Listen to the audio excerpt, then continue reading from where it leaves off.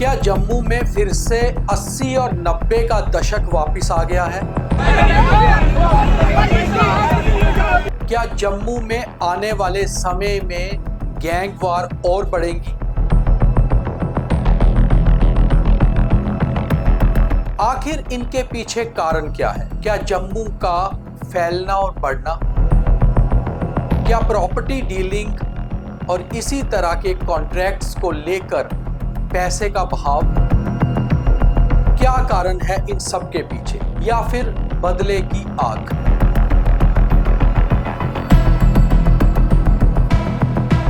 हाँ जी, हम इधर ही थे, अपने काम में बिजी थे। गाड़ी इधर से आई थी, बंदे पता नहीं किधर से आए थे भाई। कितने लोग थे? लोग भी नहीं देख पाए क्योंकि लोग इतना ज्यादा भागे ना इस तरफ, तो पता नहीं लगा लोग कितने थे। तो कितने राउंड फायर हुए होंगे? हाँ, 8-9 पटाखों की आवाज आ रही थी, तो 8-9 बार आई करीबन। तो पुलिस वगैरह का इधर कोई नहीं था? नहीं, तो पुलिस क्या, ट्रैफिक वाले थे। ट्रैफिक वाले अपने ट्रैफिक में व्यस्त थे। इधर ट्रैफिक होता बहुत ज्यादा, इधर की रास्ता बंद हुई थी, खोली गई थी, तो वो पहली थार थी आगे, वो पहली थार थी, बाकी तो पीछे थे। उसके पीछे बैटरी रिक्शा था। जब उसको फायरिंग हुई है ना, तो उसने बैक आया है लेके गाड़ी, तो उससे बैटरी रिक्शे में 2 सवारी 3 सवारी बैठी थी, उनको भी चोट लग गई। पलट गया पूरा बैटरी रिक्शा। तो कितने लोग थे? कौन सी गाड़ी, कुछ देखा? नहीं, गाड़ी गुड़ी का कुछ नहीं पता लगा कि पैदल थे वो लोग, इधर ही भागे। नमस्कार, आप देख रहे हैं द न्यूज रूम 24 आवाज। मेरा नाम दीपक खजूरिया है। मैं आपको विस्तार से बताता हूं कि आज जम्मू में जो मर्डर हुआ उसके पीछे की कहानी थी क्या, और ये भी कि आखिर पुलिस कहां तक पहुंची है अपनी लीड्स के साथ। तो कहानी शुरू होती है विजयपुर से। विजयपुर का रहने वाला सुमित जंडियाल उर्फ गटारू हालांकि अपराध की दुनिया में लंबे समय से नहीं था, मगर कहीं ना कहीं कुछ आपराधिक मामले उसके ऊपर भी थे। उसे पब्लिक सेफ्टी एक्ट में जेल भी जाना पड़ा और अक्टूबर 2024 में वो जेल से बाहर आया।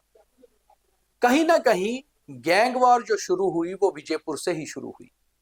विजयपुर का ही एक और गैंग जिसका नाम खौफ गैंग है, और उसके पीछे एक शख्स का नाम आ रहा है विक्की खौफ, जो इस गैंग का सरगना है। हालांकि वो अभी कहां है, फरार है, इस बारे में कोई पुख्ता जानकारी नहीं है। मगर ये सारा मामला शुरू होता है इन दो गैंग्स की आपसी रंजिश से। और कहीं ना कहीं पिछले कुछ दिनों से जो हमारे पास जानकारी आई है, और हमारी जितनी भी जानकारी है हमने पुलिस सोर्सेज से क्रॉस चेक करने के बाद ही आपके तक पहुंचा रहे हैं। जो जानकारी है उसके मुताबिक लगातार ऑपोजिट गैंग विक्की खौफ गैंग सुमित उर्फ गटारू का पीछा कर रहा था और तलाश में थे कि कब उसे घेर के मार गिराया जाए। इसको देखते हुए लगातार गटारू भी अलर्ट रहता था, और हमें पता चला है कि जिस थार में उसका कत्ल हुआ है वो भी उसके खुद की नहीं बल्कि उसके किसी परिचित, किसी मित्र की थी। लाल रंग की JK-21 नंबर, यानी कि सांबा का रजिस्ट्रेशन नंबर वाली रेड थार। आज सुबह गटारू जम्मू में था और अपने दोस्त की थार में ही कैनाल रोड से ज्यूल्स की तरफ आ रहा था, मगर कहीं ना कहीं हत्यारे उसका पीछा कर रहे थे। हमारे पास इस हमले की, इस घटना की कई सारे पुख्ता सबूत तस्वीरों और वीडियो के रूप में हैं, मगर हम आपको वो नहीं दिखा रहे। कारण ये है कि पुलिस की इन्वेस्टिगेशन में हम कहीं पर भी कोई बंदिश क्रिएट नहीं करना चाहते। हालांकि बहुत सारे मीडिया हाउसेस, बहुत सारे वेब पोर्टल्स पर आपने बहुत सारी तस्वीरें और विचलित करने वाले वीडियोस भी देखे होंगे, मगर एक जिम्मेवार न्यूज पोर्टल होने के नाते, एक जिम्मेवार डिजिटल न्यूज नेटवर्क होने के नाते हमारी कोशिश रहती है कि उतनी ही जानकारी दी जाए जितनी जरूरी हो। हालांकि पूरी घटना की जो है डिटेल हम आपको दे रहे हैं, मगर पूरी घटना के सभी वीडियोस जो हमारे पास हैं, जो तस्वीरें हैं, वो हम आपको नहीं दिखा रहे। हमारी जानकारी के अनुसार जब कैनाल रोड से सुमित उर्फ गटारू ज्यूल्स की तरफ आ रहा था तो रास्ते में अमूमन उस रोड पर ट्रैफिक जैमिंग होती है। उस ट्रैफिक जैमिंग में वो भी अपनी थार को धीरे धीरे आगे बढ़ा रहा था, मगर हत्यारे कहीं ना कहीं साइंस कॉलेज से ही पैदल उसकी गाड़ी के आसपास चलते हुए आ रहे थे। एक सीसीटीवी में ये साफ देखा जा रहा है कि 2 से 3 युवा उस गाड़ी को पूरी तरह से ट्रैप कर रहे हैं, उसके साथ साथ आगे बढ़ रहे हैं। जैसे ही गाड़ी जीवल चौक के पास पहुंचती है, वहां से एक टर्न बस स्टैंड को मुड़ता है और दूसरा टर्न अगर आप चौक से लेते हैं तो आप डोगरा चौक की तरफ आते हैं। मगर अभी गाड़ी ने कोई टर्न नहीं लिया था उस थार ने, और अचानक से 3 हथियारबंद युवा उस गाड़ी को घेर लेते हैं। ऐसे में शायद गटारू समझ जाता है कि उसके ऊपर हमला हो सकता है। वो अपनी गाड़ी का तुरंत से बैक गियर लगाने की कोशिश करता है। पीछे एक ई रिक्शा है, उसको हिट करती है उसकी गाड़ी। शायद उसमें भी 2-3 लोग थे और उनमें से हल्की चोटें भी 1-2 को आई हैं। मगर उतनी देर में जो गटारू की विंडो के साथ में एक हत्यारा था वो फायर कर देता है। जो पहली गोली उसके गले की दाहिनी साइड लगती है, दूसरी गोली उसके सर में लगती है और तीसरी गोली रुककर वो हत्यारे उसकी चेस्ट पे चलाते हैं। इतने में जो हत्यारा गाड़ी के सामने होता है वो सामने से भी गाड़ी पर 3 से 4 राउंड फायरिंग करता है, जिसके निशान भी तस्वीरों में आप देख रहे होंगे। उसी थार के सामने जो दूसरी तरफ एक हत्यारा होता है वो केवल 1 से 2 गोली चलाता है। जो चश्मदीद थे उनके मुताबिक तीनों हथियारों के पास रिवॉल्वर्स जैसे कुछ हथियार थे। अब ये रिवॉल्वर्स थी, पिस्टल्स थी, इस बारे में जानकारी नहीं है, क्योंकि आम आदमी उस समय भगदड़ में होता है और पूरा बता नहीं पाता। उसके बाद ये हत्यारे, जब उनको यकीन हो जाता है कि वो या तो मर चुका है या गंभीर रूप से घायल है, वहां पर कुछ जोर जोर से चिल्लाते भी हैं। अब ये जोर जोर से चिल्लाकर वो जश्न मना रहे थे या वो कुछ शोर कर रहे थे, मगर कुछ आवाजें उन्होंने की। तभी एक ग्रे कलर की स्कूटी, जो वहां से गुजर रहा था कोई व्यक्ति, उससे ये तीनों स्कूटी छीनते हैं। तीनों स्कूटी पे बैठते हैं और वहीं से बस स्टैंड की तरफ निकल जाते हैं। रास्ते में एक सीसीटीवी में इनकी तस्वीरें भी कैद हुई हैं। पुलिस इन्वेस्टिगेशन कर रही है कि क्या ये वही हत्यारे हैं या नहीं।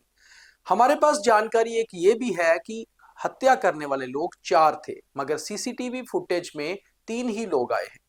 अभिनव थिएटर से 4 लड़के अलग अलग आते दिख रहे हैं, मगर उसमें कुछ और भी हो सकते हैं, क्योंकि आपको पता है पास में ही साइंस कॉलेज है, वहां से तकरीबन छात्र आते जाते रहते हैं। इसलिए शक की बिना पर हम किसी को हत्यारा नहीं कह सकते। इन्वेस्टिगेशन पुलिस का काम है और पुलिस ये इन्वेस्टिगेशन करेगी। इतनी देर में अचानक बिल्कुल ही सामने नौबाद थाने से कुछ पुलिस के लोग वहां पहुंचते हैं, मगर थार के आसपास भीड़ इकट्ठी हो जाती है। हमारे पास वो वीडियो भी है जहां लोग तुरंत गटारू को अस्पताल पहुंचाने की बात कर रहे हैं। कुछ लोग कुछ बोलते भी नजर आ रहे हैं, मगर विचलित कर देने वाली तस्वीरें, ब्लड स्टेन्स या बाकी चीजें हम आपको नहीं दिखा रहे। तब अचानक पुलिस भी वहां जब पहुंचती है गोलियों का शोर सुनकर, और उन्हें पता चल जाता है कि ये कोई टेररिस्ट अटैक नहीं बल्कि एक शख्स को निशाना बनाकर गोलियां चलाई गई और ये पर्सनल रंजिश का मामला हो सकता है। तो पुलिस तुरंत सुमित उर्फ गटारू को जीएमसी अस्पताल लेके जाती है, जहां डॉक्टर्स उसे मृत घोषित कर देते हैं। अब शुरू होती है पुलिस की जांच। पुलिस तुरंत कुछ टीम्स बनाती है और जब पुलिस को पता चल जाता है कि मरने वाले शख्स का नाम सुमित है, जो विजयपुर का रहने वाला है, और तुरंत विजयपुर पुलिस स्टेशन को इन्फॉर्म किया जाता है। सांबा पुलिस भी हरकत में आती है, तुरंत कार्रवाई शुरू करती है और जम्मू और सांबा पुलिस मिलकर काम करना शुरू कर देते हैं। जब तक हम ये प्रोग्राम रिकॉर्ड कर रहे थे अभी कोई भी हत्यारा गिरफ्तार नहीं हुआ था, मगर हमारे पास जो जानकारी है पुलिस को काफी सारी लीड्स मिल चुकी हैं, टीम्स निकल चुकी हैं और शायद आज रात तक या कल सुबह तक कुछ हत्यारे, इन 3 या 4 में से हत्यारा गिरफ्तार हो जाएं, और अलग अलग टीम्स अलग अलग इलाकों में रेड्स कर भी रही हैं। वहीं बाकी भी सबूत जुटाए जा रहे हैं कि आखिर सुमित का कत्ल क्यों हुआ। इतने में ही हमारे पास जो जानकारी आती है, इंस्टाग्राम एक अकाउंट है खौफ ग्रुप नाम से, वो हमले की जिम्मेवारी लेते हैं और वो कहते हैं कि हमारे भाई के कातिल को हमने मार दिया।